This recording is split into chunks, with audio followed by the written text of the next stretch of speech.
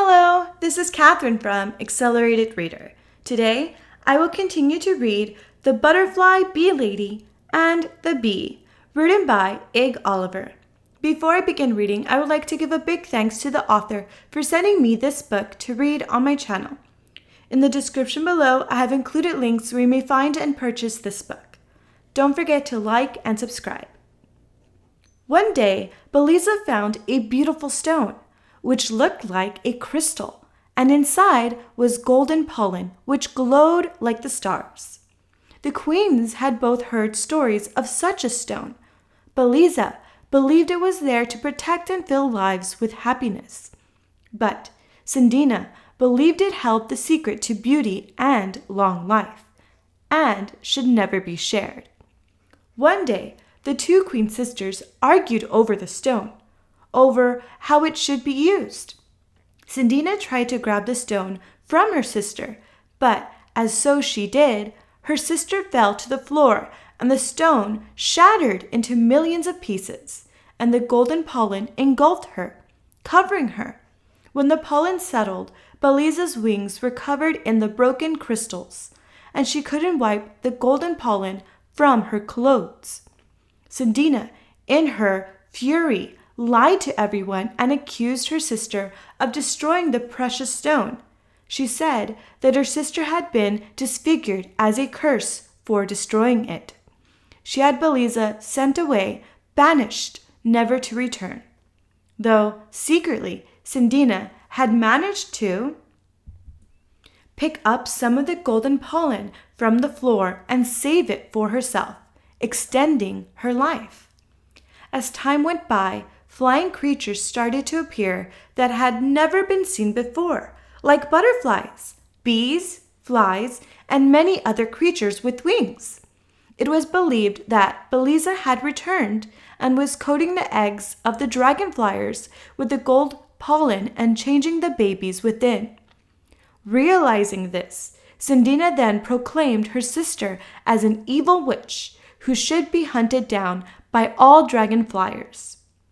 On hearing this, Beliza changed her name and managed to disguise herself by using the pollen to change her own appearance. In doing this, it changed the appearance of her own offspring, giving them alternative lives, and Beliza's essence was transferred to them. Of course, no one really knows what happened to Beliza. Some say she is reborn in a never-ending life cycle. Some say she died at the hands of assassins. But these stories have been told and retold over many generations. And so the story goes, said the queen. It has always been believed that Beliza is still around today, or one of her descendants is. And now you come to me and tell me your story of the bee lady and show me the golden pollen. I can only believe now that she exists, and you were chosen to care for and be the guardian of her children, as others have been chosen before you. You must return and fulfill the request of the bee lady, Bramley. Sindina's proclamation still exists, and all of Beliza's children will always be hunted too. You must watch over them and keep them safe until they're old enough to fend for themselves. The queen rose slowly from the chair. She pushed the envelope with the remaining golden pollen into her pocket. I'll keep this safe, Bramley. We don't want it falling into the wrong hands. Go now, with our blessing. You are free of any obligation to the hive until this job is complete. Return when it's done. I may have some other work for you. The king and queen left the room and left Bramley with his thoughts. Bramley went home. He gathered some of his belongings, wrapped them up in some old muslin. Then he tied it to a stick and dropped it on his shoulder, locked his front door, and headed for the big tree. It was getting dark, and rain clouds had suddenly started to gather over the valleys. As Bramley approached the old larch tree, the gray clouds had a yellow tint to them. He knew that this color would bring flashes of light and loud, thunderous noises. He settled on the branch near to where he knew the eggs were hidden, under the leaf, and looked around. I'm sure this was the place. he whispered to himself. A worried look appeared on his face, and he started to buzz around, looking under the leaves. He kept searching, but the leaf wasn't there anymore.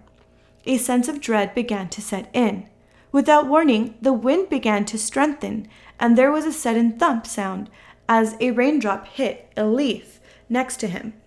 Bramley started to feel dread with the thought that he had lost the eggs, and the words from the queen echoed through his head. Fulfill, chosen guardian. Maybe the leaf had fallen to the ground, he thought. He swiftly descended to the bottom of the tree and frantically started to search among flowers and plants. Thump, thump. The rain came faster, and the wind grew stronger very quickly, whistling around the tree.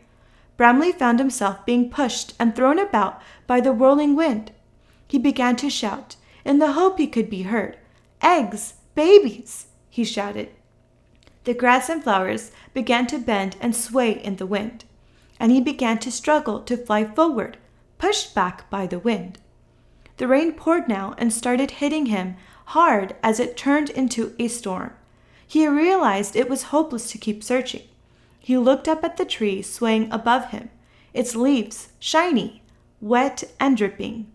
For a moment in the howling wind, he thought he heard a voice. Here, Bramley, like a whisper, lost in the wind. He looked to where the sound had come from, up above him, and saw a hole in the tree trunk. It was no good, he thought. I have to get under cover. So he buzzed his tiny wings as hard as he could and made for the hole. He managed to grab the bark around the hole, pull himself through, and land inside with a bump. It was dry and soft, and he managed to pull himself up and rest his hands on the rim of the hole and look out. His eyes got blinded suddenly by a flash of lightning, and he fell backwards into the darkness. There was a loud bang and rumble of thunder. He lay there and listened as the rain beat down outside. And then, unexpectedly, for just a moment, he thought he heard a sound of children whispering with frightened voices. Then silence again. Bramley thought the sounds were the wind playing tricks on him. He sat up, and again, and looked out of the hole at the lashing rain, the leaves being battered and blown. Again the lightning struck, and the hole flashed with light inside, and there again the whispering came from behind. Bramley swung around, but the hole was thrown into darkness again, and the sound stopped. Who's there? Bramley spoke. There was no answer, and again Bramley spoke out. Who's in here? I know you're there. Silence. Then lightning again lit up the hole, and in the flash of light, Bramley made out the bodies of 91 shivering, scared baby caterpillars. Suddenly, the whispering started again, and the baby caterpillars started to retreat backwards further into the darkness. Bramley realized that these were the lost eggs. Bee Lady's eggs had now hatched and were not lost. A feeling of relief engulfed him. It's all right, he said in a calm, reassuring voice. Don't be's afraid. I'm your guardian. It's okays. Don't be frightened. A small female voice came from the group of huddled caterpillars. Are you our mummy? No, said Bramley.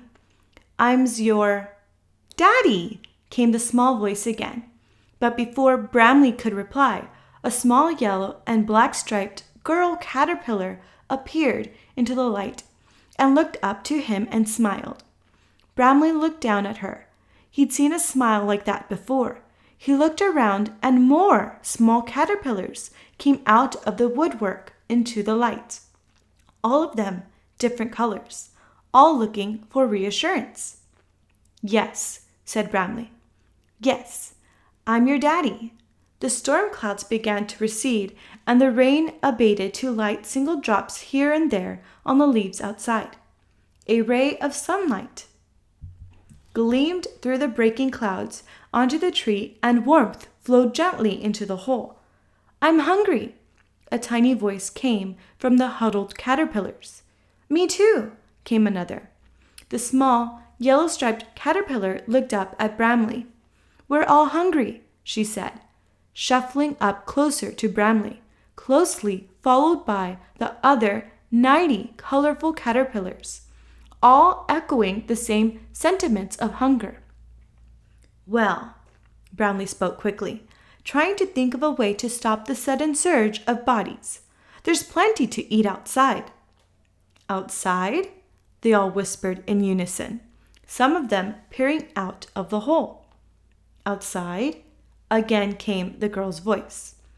Bramley noticed the yellow and black striped caterpillar girl had now moved next to him, watching all the other caterpillars trying to compete for a good viewing point to peer out of the hole. She slowly raised her hand and held his and smiled again. Are you going to stay with us? She asked. And look after us? Bramley nodded. Yes, I suppose I am. He looked around the hole. It was dry and warm. Ice could make this a nice home with some improvements, he thought to himself. Can we eat now? Asked the caterpillar girl. Bramley looked down at her and bent down closer to her. Does yous have a name? He asked. Of course, I do, she giggled. What's your name? She said, staring back up at Bramley. Bramley smiled and replied, My name's Bramley Bee. That's a nice name. You can call me Bee, she said, letting go of his hand and scurrying off to the hole to look outside with the others. As she did, she shouted, The food's outside, is it? Turning back to look at Bramley. Yes, at the bottom of the tree, shouted Bramley, as she disappeared over the edge of the hole, promptly followed by 90 of her siblings.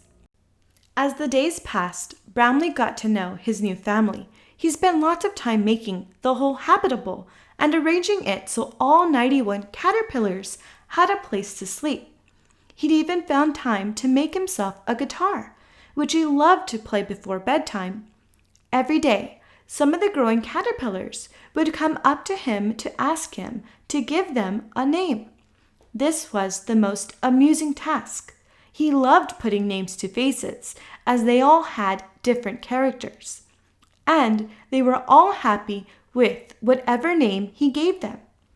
He gave them names of trees, like ash, willow, oakley, spruce, elm, maple, and holly. Some he gave names of flowers, like rose, dandelion, daisy, and buttercup. Herb names were popular: basil, thyme, sage, burdock, even borage. Bramley noticed that for each of the namings, the caterpillar girl called Bee would stand next to him listening and nodding her head in agreement for each name. Bramley also noticed each day that the caterpillars grew quickly and spent most of their day eating.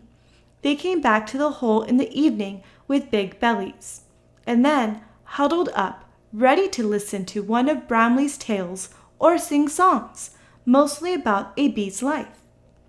Warm air flowed gently around. The sun was bright and lit up the old big tree with its rays, shimmering through its leaves. Bramley was resting against a branch, strumming his guitar. He was feeling happy as everything was well. It was a kind of magic. He was enjoying his life.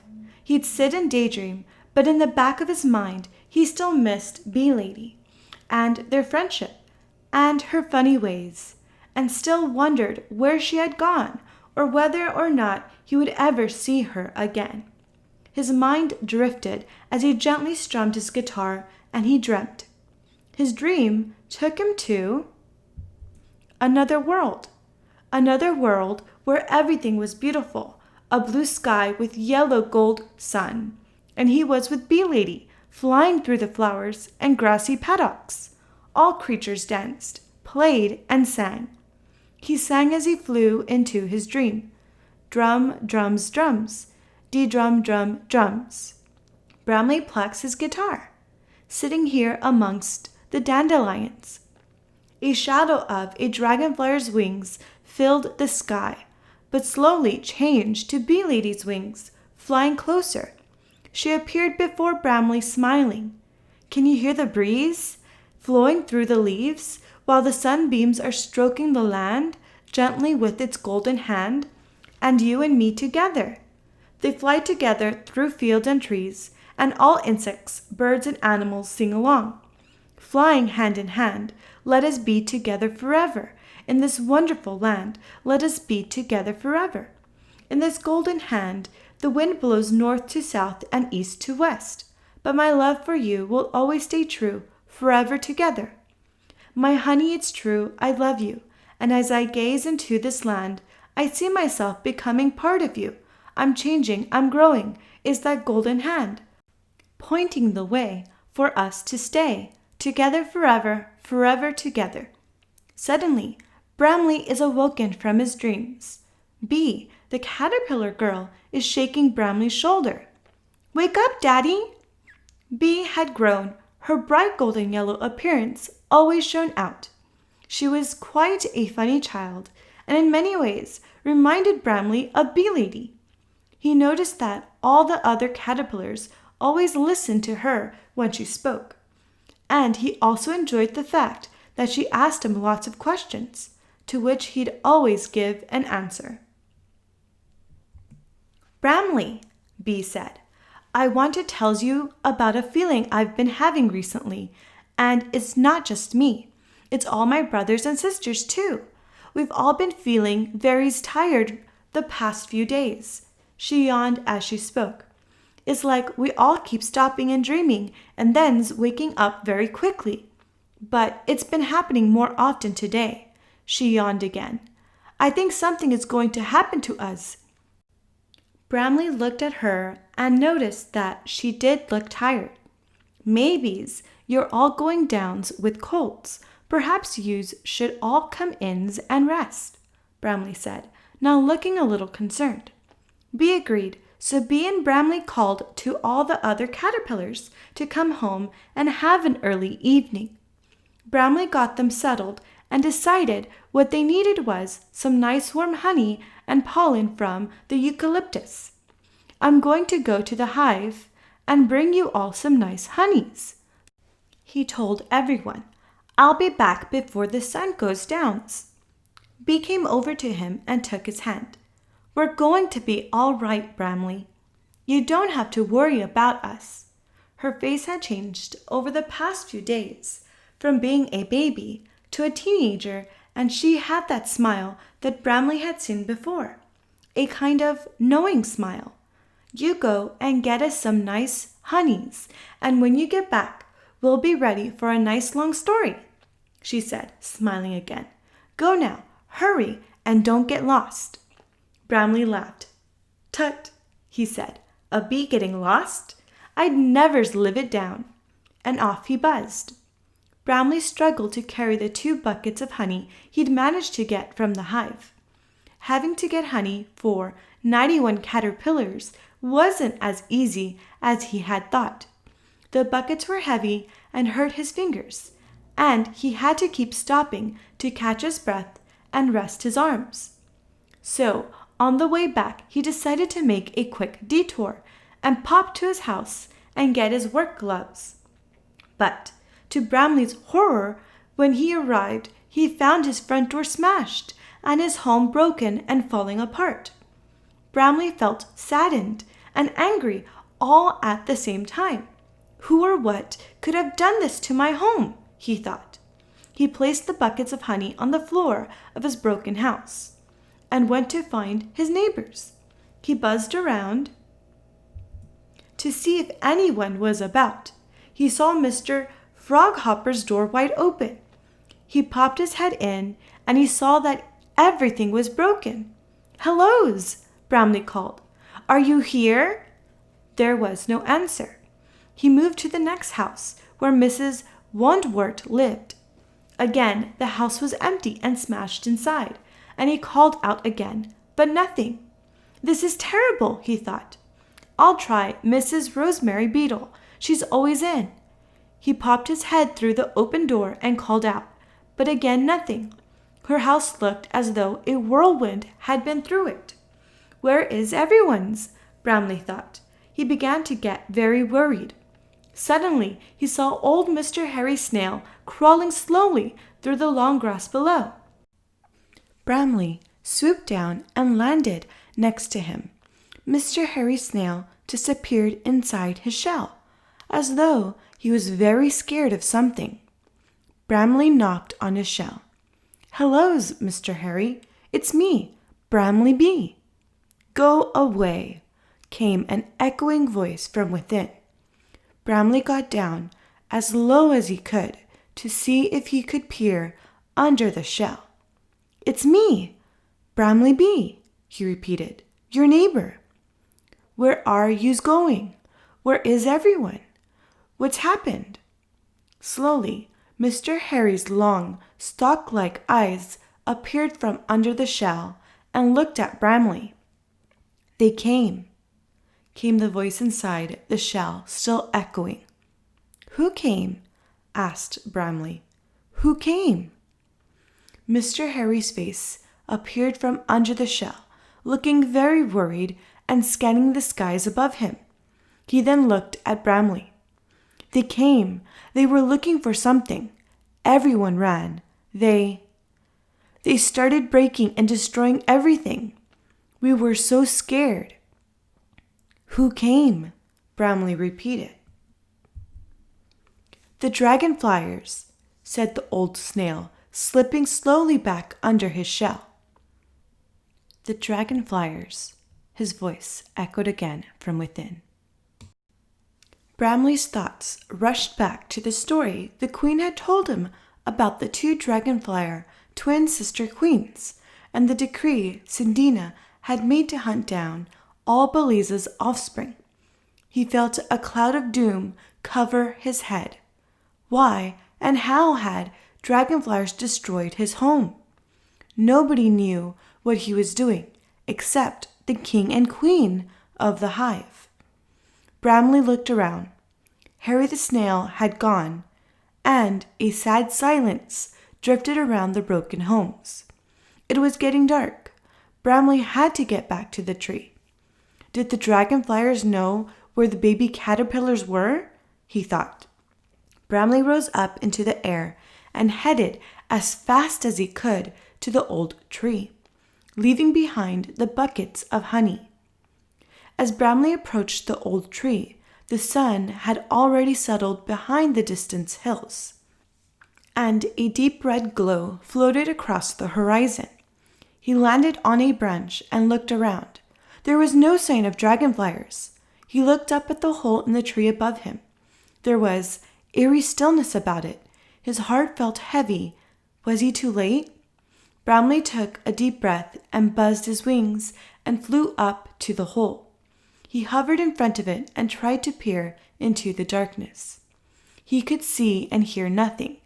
He pushed himself forward into the hole and landed gently on the soft moss floor, his eyes trying to focus in the darkness.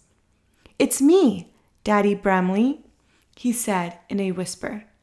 "Where are you?" There was no answer. His eyes strained in the dark, and again he called out gently, "Where are you, children? It's me, Daddy." Silence again.